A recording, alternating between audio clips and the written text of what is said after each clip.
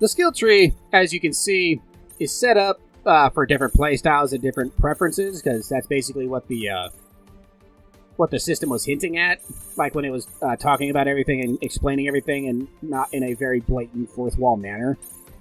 But personally, I'm not too big a fan of it, but that's just me. But whatever.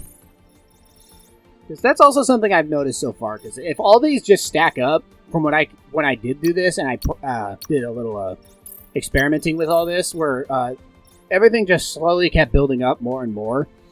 It says category, but it would be nice if these were organized based on their level. That would be nice, and that would be helpful to be able to better distinguish some of this stuff. Because from what I could tell, unless I read it, and what it did specifically, it got pretty confusing pretty fast. I've also had this game crash on me when I played it before I started recording. It crashed on me, I think, at least 3 times now, where this game has just crashed on me.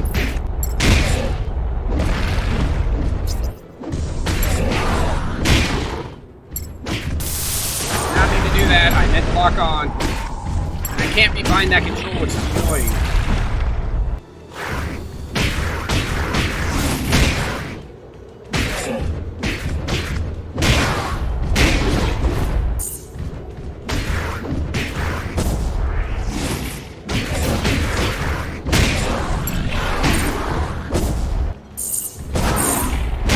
Almost had me, buddy. It's Tango.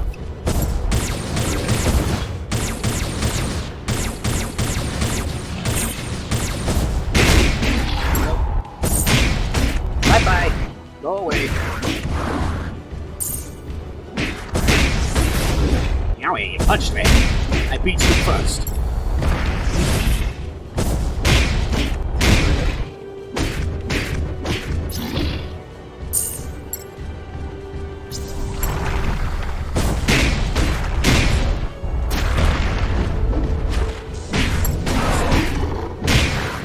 That's done. Issues!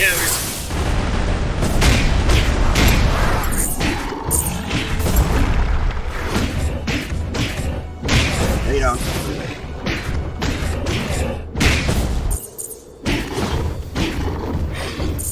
Hello.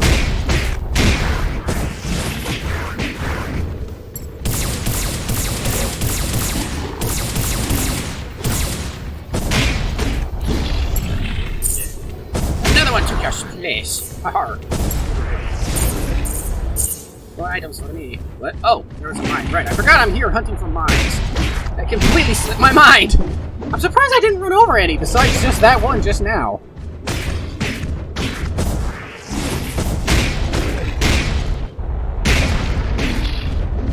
Strip it again.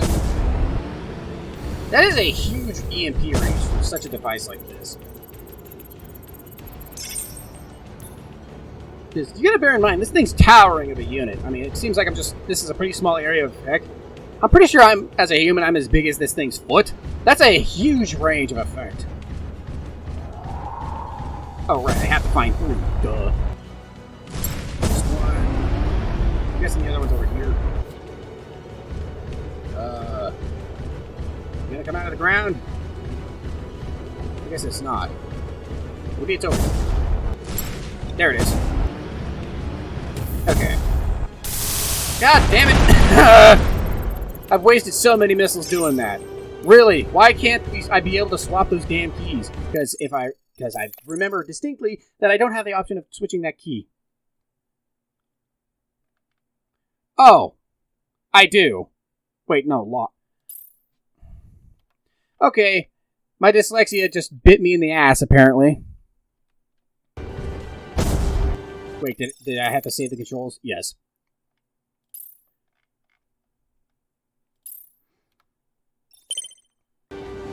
Ow!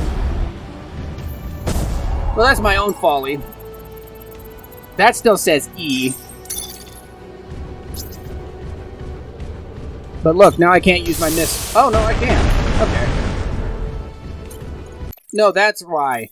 Because with how I read this, how it says lock, unlock, target, and this says to ballistics attack, because this is also the interaction key.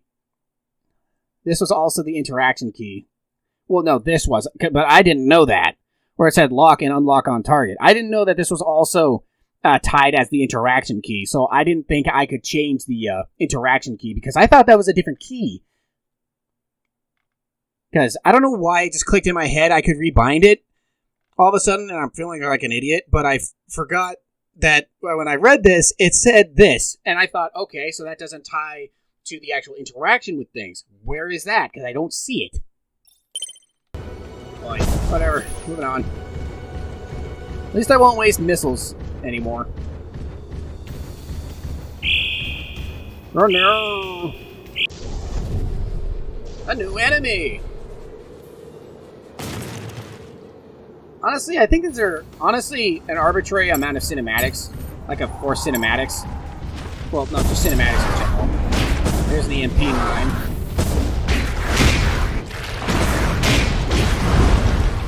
Because also, if you get hit, you stop defusing these things, which is pretty stereotypical game mechanic for a hack and slash.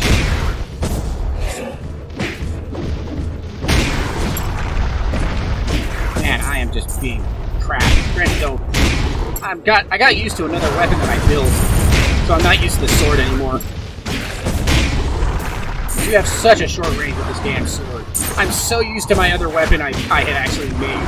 Because I did trial and practice with the weapons, but I haven't made any weapons or customized the weapons yet, mostly just because I'm just trying to get back to where I was at.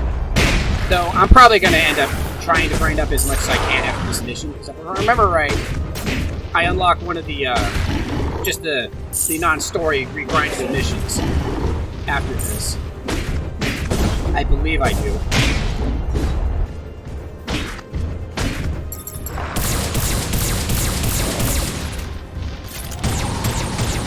Why did I block targets? There's another EMP mine. Oh, okay. For a second there, I was like, did you just catch the tail end of that shot and die from it? So I've still got another mine to find. I am actually excited for the multiplayer when it comes out, because I'm really curious what it's going to be like. Granted, I don't know if I'm going to be playing that due to the fact that I detest multiplayer games for the most part, and I always try to play single player. And if it's a PvP game, you'll never see me play it, unless it's obviously unless it's a really good friend that wants me to play it. Because otherwise, I will not touch those things. Oh, there's a fourth one. I'm guessing he's over here. Yep, there is. Get out! Get out! Get out! Oh yeah, that's also another thing I've noticed. Is when you boost, if you come out of a boost, you for some reason just stop. Like you just stop walking, like watch. Mission clear. See? Wait, it didn't do it that time. See, look, for some reason you need to stop yourself even though I'm still trying to move forwards and go a direction. Why wouldn't I just keep the locomotion and not try to stop? Because that just exposes me to an attack. Why? Because the only way I could figure out how to avoid that was by boosting and then pushing jump by jumping. So I could avoid the animation of just staggering me. Because essentially I'm staggering myself. Even though I know I'm trying to stop. I mean, sure, if I'm no longer hitting the input to move forwards, then that makes sense. Welcome back. I've just confirmed with Mr. Andrew that everything on their side is perfect. Well, you stayed back and waited until they finished their business. I take it you're trying to earn some favor with them, right? I'm pretty sure that's more just on principle and the fact of just staying there as a actual sensible contract here. Considering the contract is to ensure their safety, so it would make sense to stick around to ensure the safety of your client. I mean, it would make sense on a basic principle. I mean, most people, well, not most, but I know a lot of people, the moment the contract is complete, they'll just take off immediately. Kind of like with mercenaries is a perfect example. A lot of them will do that, but others will stick around to make sure that the contract is fulfilled properly, because otherwise, you never know. There's always a chance of a rogue variable, you never know. Mr. Andrew had high hopes for us, he mentioned. What is that sentence structure? That took me 4 times before I finally was able to say that without tripping up on something. I'm not even finished with the first sentence. And it's all one singular massive sentence. Only the first section. Would it be alright if I get a work contract with them as an outsourced PMC while they look for new pilots for their logistics company? That's okay? Great! I'll contact him immediately. And that's also something interesting so far. With what little I played of the game so far, you're a one-man unit in this thing. Like, you're the only one operating this unit. Like, well, you're the only M.A.S.S operator, let alone you only have one M.A.S.S in the entire damn facility. And look how huge this hangar is. Because, like, look how like, here. In fact, let me go to armor, because there's an event here anyways. But look how big this hangar is. I mean, that's pretty huge. This is a massive hangar, but you only have one unit variant. Like, you don't have different frames. Because that's something I actually do have a bit of a criticism about, because, I mean, I'm still getting my criticisms out, but I still haven't talked about everything. But by the end of this, I should be done. Hopefully. And you won't hear me griping as much anymore, besides anything new I come across. But it's just disappointing that there's only one frame variant in this game, rather than having other frame variants. For example, like, you have a bigger one that is, like, more intended for brawling. You have one that's more intended for range combat, like, that's specialized in certain, like, aspects of combat.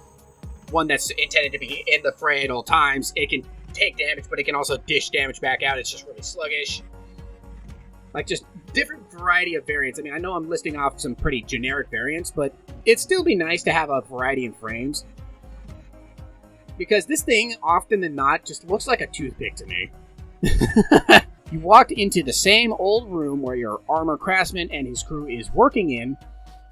Catching you in sight, Walt motioned the other workers to continue their work while he walked over to you. Yo, Commander, the mission was a great success, right? Thanks to you, my debt to Andrew is somewhat paid. What, you want to know more about the relationship between me and the man? Interesting way of putting it, whatever.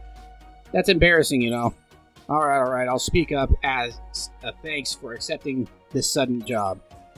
You knew of Site 13 incident, right?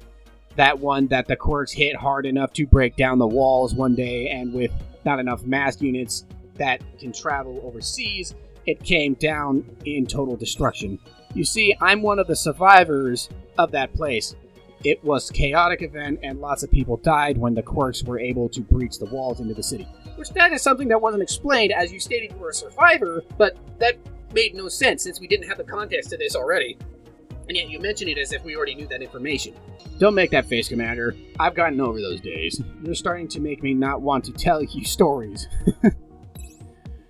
Okay, continuing. Andrew was a volunteer during those days, piloting survivors to other shelters on a carrier plane. When you say plane, is that just a stand-in term for like a shuttle or an actual plane? Whatever. I was on his vehicle during the incident, and with nowhere to go, asked if I could help him with his work. I think he was a manager in Mole Warp at the time. Nowadays, he's the owner already. Well, he accepted me and some other guys with the same situation and started training us like great mad. Whatever. But hey, I was able to become an apprentice engineer to Uncle Carl with his recommendation, so I owe the man a lot. When he suddenly called me a few days ago, I was surprised, but I'm glad we could help him. As Waltz was about to continue, a younger engineer came up to him with some documents. Waltz skillfully put a pencil. Interesting that they actually use a pencil instead of a pen. Which I approve, because people seem to rely too much on advancements and just technology in general in this day and age, and it's pretty damn sad. Anyway, continuing. From his pocket and scribbled something on the documents. It looks like he'll be busy for a while with his work, so you excuse yourself. And look at that, I have a new piece of armor. And it's on my wrist. My elbow. Yay! Skip. Because you just sit through that. Oh no, it's on my hip. Okay. Huh. Yeah, and this is the armor. Wait. Mirror. Yes. Whoops. Wrong one. I didn't apply the armor. Right. Because you gotta hit the save for every single damn thing. And it's obnoxious. It can be annoying at times. Where, like, you customize every single part. To see this singular part right here. I have to customize this exact singular part. And then save it. Because otherwise it won't record it if I switch to another part. And I can't do it where I customize all this and then hit save at the end, where it just records everything I did and then saves that. I have to save every individual part that I modify or twitch. Well, tweak. But, c'est la vie, I guess. Oh, god damn it. God damn it! More fucking reading! God damn it! Oh, all this recording, I think I've been recording for over an hour now, and I've been doing 80% of it reading. 80% of it I've done reading. God, I'm screwing up my own sentences so bad, I'm thinking of how this text is written. Commander, I've just finished talking with Mulwarp a few minutes ago. The deal is secure. We'll be helping them out with various missions until they are able to find someone to take over from their side. That means we'll have a secure source of income, Commander. It's good news considering our position as a newcomer into this industry. Also, they mentioned of a persistent order. They also mentioned of a persistent order that is usually taken by any NPC that have some free time available. I'll look up more information about the orders in the briefing room. You should take this time thinking. We've just faced some ancient weaponry, and they did not harm those Quarks at all. We just faced some ancient weaponry, and they did not harm those Quarks at all. That is not ancient weaponry! At the most, that's maybe a few decades old! That is not ancient! Just because something is ancient, air quotes, ancient, as far as technological advancements go, sure, yeah, that can be considered ancient in that aspect because of how much it is either superior to it or just overall better. In either one aspect or overall. I cannot talk anymore! God damn it. But yeah, no. Just because it's a few decades old, and it doesn't mean it's ancient. It's ancient if it's either a few hundred years or a few thousand years. Granted, I don't know the timeline here, but whatever. I insist we both look up and study more information about these things, Commander. It's an EMP device. What is there to study? I mean, it's pretty self-explanatory. There should be a lot of information available in the archives. If not, I'll ask the WDF for access for both of us. Saying that, Rihanna's eyes seem to lit up for some reason. Even, I don't know whether. She quickly walked back into her room, leaving you standing alone in the reception area.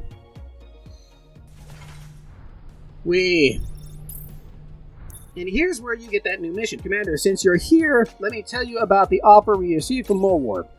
For the first offer they're giving us, we'll be sent into an area in the Algash Desert once more, but this time it'll be much safer with no EMP mines.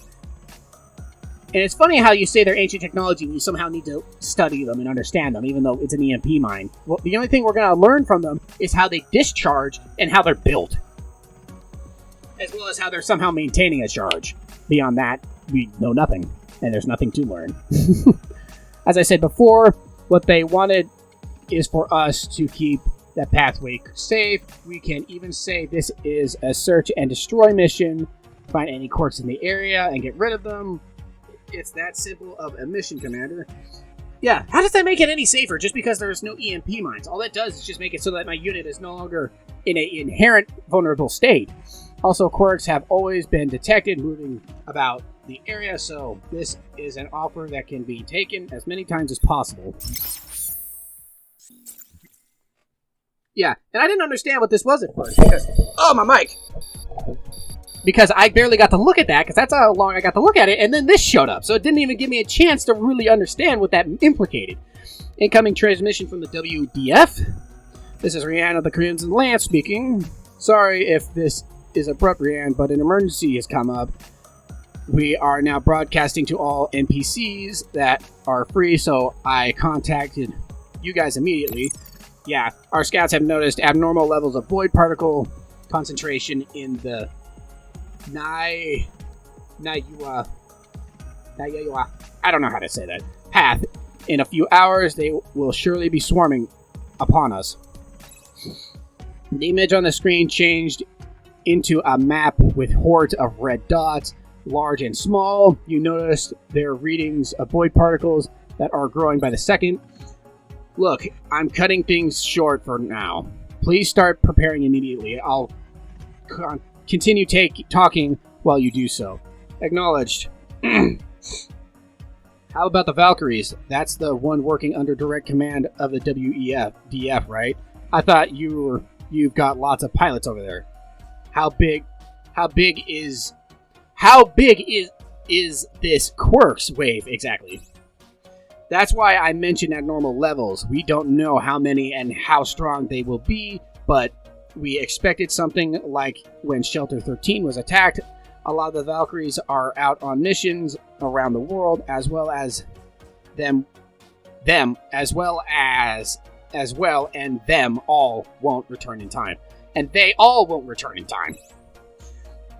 They'll need to be refueled and restock on ammo as well, so it would be best to have all hands from each place available to help us until we can stabilize the situation. What's more important is that there are research facilities located all around the area. They are protected by small void cancelers within old bunkers, but it's dangerous this time, and we would like to evacuate all the researchers in those places. What we'd like you to do is to head out and intercept the Quarks before they reach those places. We'll not put you in a dangerous situation. Just stand guard within your area and destroy any Quarks you see. However, if situation changes, please respond to them accordingly. If they're too much to handle, state them immediately and start retreating. Your safety comes first. Even though I'm always safe, I don't have to worry. The only thing that's in danger is literally my unit. I'm never in danger because I'm controlling it from a remote location. Agent, the commander, and the system are ready for deployment. Send us the coordinates immediately. We'll talk more while traveling. Thank you very much. Also, the story doesn't matter. You can play things in any regard or any fashion. And because of this, I didn't understand what was going on because I didn't realize I could do this to switch to this just replayable mission. Because this was obnoxious as hell because I hate this mission. And I believe it was after this mission that I just stopped reading all the text and I only played like a mission or two further into the game, if I remember correctly. But this is where I honestly hit a flat-out brick wall and I realized that there was just mass grinding you needed to do. And oh my god, did it piss me off. But, yay, that headache's out of the way, because I've already prepped up and gotten the thing out of the way that I know is going to make me mad. I can make only one. Great. Yeah, I'll do that.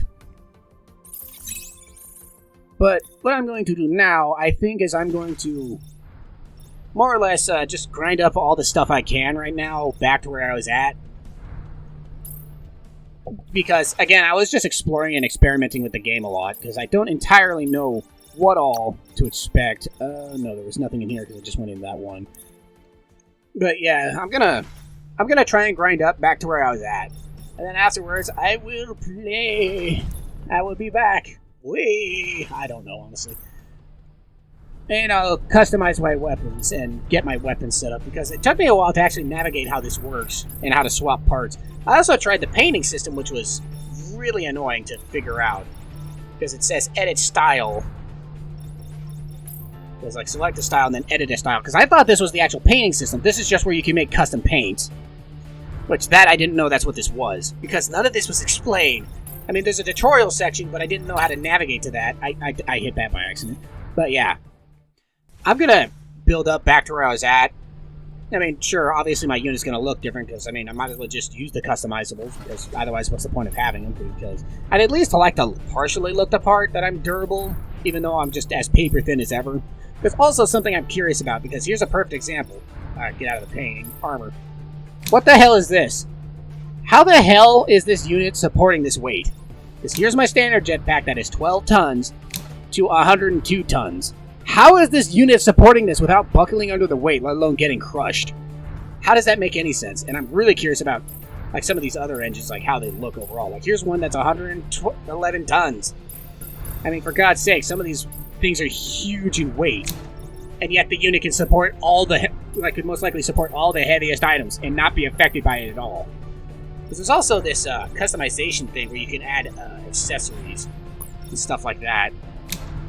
Like, not this, but decal, which I personally don't care. Because you can design it and do all sorts of things, but whatever. Yeah.